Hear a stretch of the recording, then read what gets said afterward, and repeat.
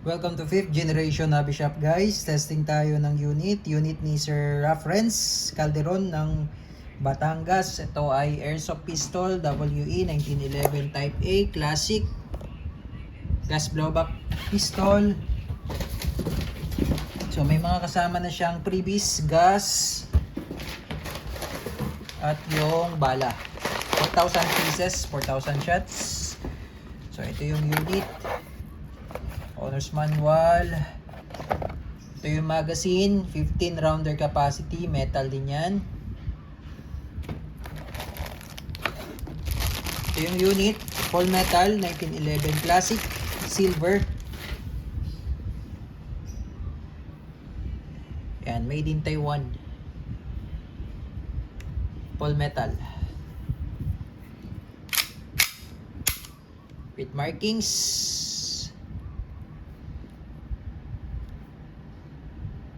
Ayan.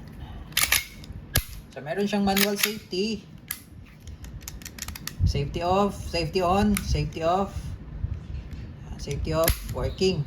Okay, so kailangan siya boss, ikasa mo muna bago mo siya ma-activate yung safety. Ayan. Tapos, ito naman yung beaver tail. Pag hindi yan nakadiin, hindi rin siya puputok. Ayan. Kailangan diinan. Saka siya puputok. Okay, dual safety features siya, manual and beaver tail. Okay. 1911 silver. So, load tayo ng gas. Classic silver type A.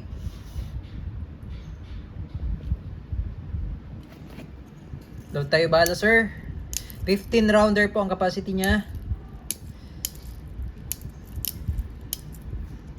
Okay. Then, load tayo ng gas. 3 seconds lang po. Upside down, inverted position. 1, 2, 3, 3, 2, 1.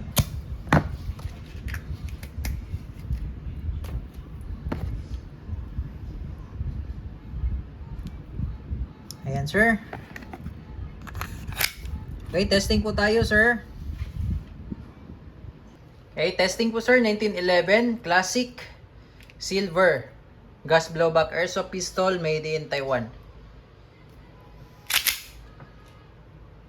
Firing. Okay.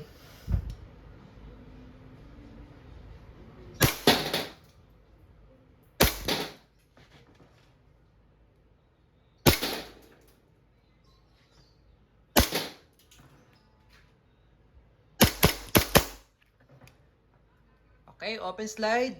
Release the magazine. Balik yung slide sa original position and then hammer down. Okay, again, WE 1911 Classic Silver Airsoft Pistol, Full Metal. Okay na po sir, unit nyo. All goods na po. Thank you.